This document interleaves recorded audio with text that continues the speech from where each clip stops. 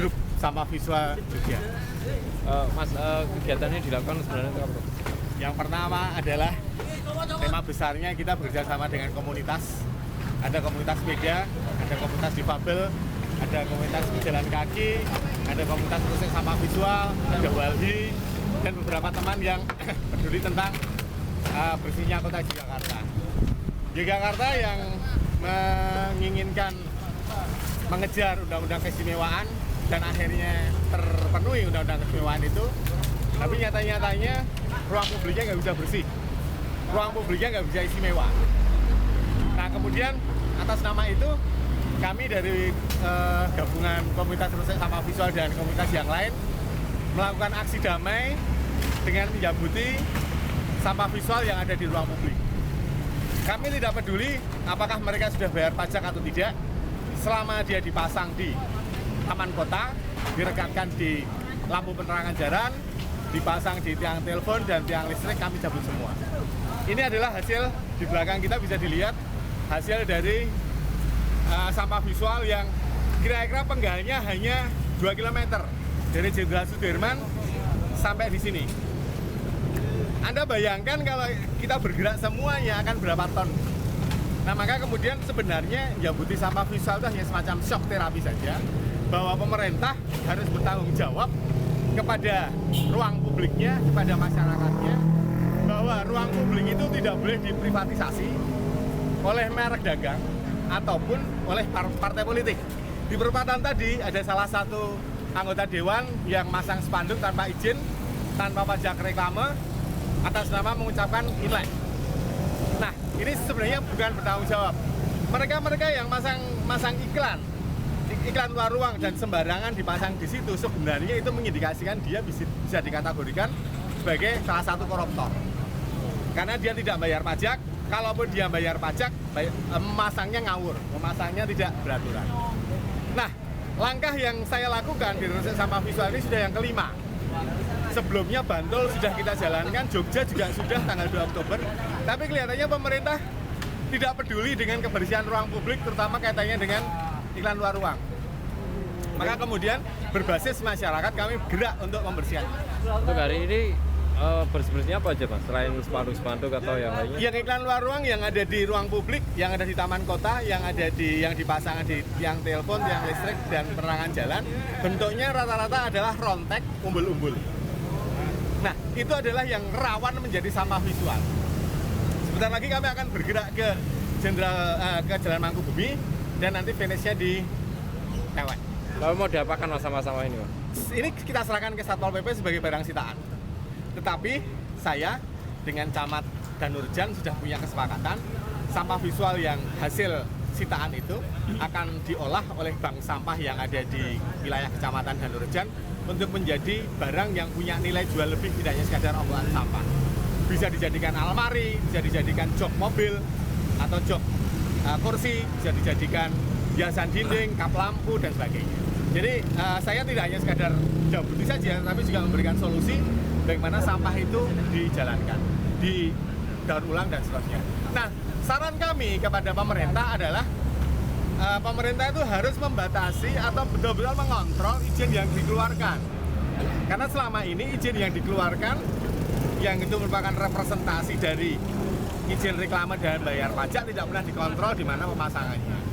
Isu yang saya dengar adalah begitu mengeluarkan izin, menyebutkan jalannya, kemudian silahkan si EO atau si pemasang iklan itu memasang sedemikian rupa. Maka yang terjadi kemudian akan terjadi privatisasi di salah satu tempat. Yang paling banyak hari ini kita ambil adalah sampah visual berupa rontek yang tingginya kira-kira 2 meter dari salah satu les bahasa Inggris terkenal di Yogyakarta. Ronteknya warnanya pink. Mas, kalau kesadaran masyarakat sendiri belum? Kesadaran belum, pemerintah aja nggak punya kesadaran, apalagi masyarakat, Mas. Harapannya Harapannya adalah aksi kayak gini akan dilihat oleh banyak orang, diliput oleh media massa. Saya harap media massa juga membantu untuk mensoundingkan bahwa ruang publik milik publik, bukan diprivatisasi milik partai politik atau milik merek dagang.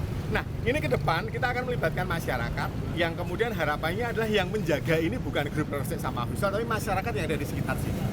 Tadi waktu di salah satu bank di Jenderal Sudirman saya katakan kepada satpamnya, Pak Satpam, Anda harus ikut menjaga lingkungan Anda. Kalau ada orang yang masang rontek semacam itu, Anda wajib mengingatkan. Kalau dia ngeyel, silakan cabut, kemudian hubungi kami untuk kita tidak lanjut. Mas, dampak yang paling buruk dari sampah-sampah visual ini apa? Teror visual, Mas. Teror visual, masyarakat akan melihat bahwa kota itu tidak menjadi hijau lagi, kota tidak menjadi ramah lagi karena ada centang perentang isinya perintah untuk membeli, dan membeli. Itu yang menyebabkan suhu di ruang publik, suhu di jalan raya akan semakin panas. Belum lagi jumlah kendaraan yang sedemikian besar. Anda bisa bayangkan penggalan rontek yang kira-kira 1 meter itu ada 2. Itu betapa riuhnya kota. Itu yang menyebabkan kami harus bergerak. Kami harus membersihkan karena kalau nunggu Satpol PP, nunggu pemerintah nggak jalan-jalan. Mereka punya keterbatasan. Yang berikutnya adalah ini juga merupakan basis masyarakat, bahwa masyarakat yang diwakili oleh beberapa komunitas ini, salah satunya adalah komunitas Resek Sampah Visual, memang peduli dengan kotanya.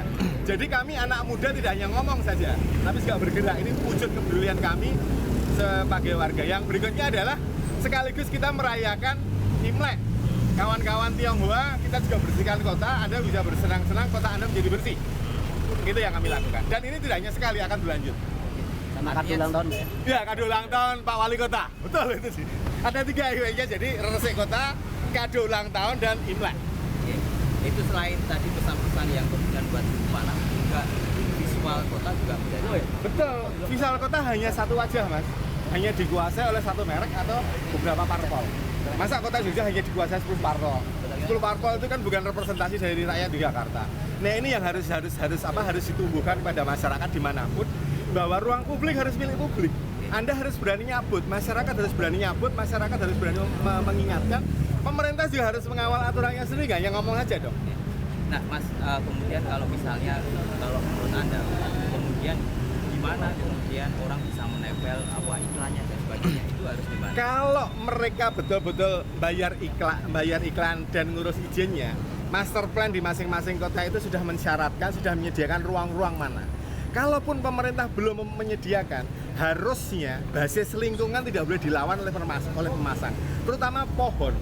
Pohon itu setiap kali dipaku, dia lama-lama akan mati. Saya nyabuti sampah visual ini, tapi kemudian bisa terlihat pohon itu bisa lebih dari 40, Mas. Kemarin teman-teman wartawan yang ada di Bantul nyabuti paku. Itu nggak seberapa panjang tempatnya, tapi sudah menghasilkan sekitar 10 kilo paku. Itu baru 1 titik, Mas. Ya, ini bukti bahwa orang Yogyakarta terutama, tempatnya seniman, tempatnya intelektual, kurang peduli dengan lingkungan. Mereka menjadi seolah-olah terkota-kota hanya pada lingkungan sendiri. Komunitas A ya hanya di A, tidak mau bersinergi seperti yang kami lakukan dalam bentuk Merti Kuto Ngayogyakarta ini. Kita gerakan mulai tanggal 10, kemudian akan berlangsung pada hari-hari minggu berikutnya. Mas, kita nomor kontaknya, Mas. 085 729 74 50 90. Merah Lali. Kita jeli kartu namanya. Dari mana, Mas? Saya dari Jakarta Pos. Oh, Jakarta Pos. Iya, Bantul kemarin juga sudah liput Jakarta Pos. Nggak tahu jenengan atau siapa? Bukan, Mas. Perempuan ya? Cewek. Cowok. Cowok. Rencananya habis ini mungkin ada lagi. Mas, advokasi kebijakannya, Bang. Itu kan aturannya tadi belum ada. Raperda iklan luar ruang itu masih di anggota dewan.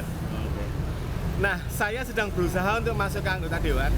Sudah dapat kontak dengan Pak Suhri Budaya, tapi sampai sekarang saya masih belum bisa ketemu. Harapannya adalah kami dari komunitas harus mengawal perda itu agar tidak menguntungkan pada merek tertentu atau partai politik. Tapi itu adalah untuk kepentingan masyarakat luas. Sekali lagi saya katakan, kami dari grup Resek Sampah Visual tidak anti dengan iklan luar ruang. Tetapi kami mengharapkan iklan luar ruang itu harus ditata, dan pemasangannya tidak boleh di pohon, tidak boleh di tiang telepon, tiang listrik, lampu jalan,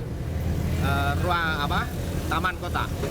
Itu paling tidak itu. Kalau yang besar-besar, yang billboard semacam ini, saya masih belum bisa bergerak panjang, kan ini kaitannya dengan urusan yang lebih tinggi lagi. Oke, sip. Ya. Gimana nanti? Ya.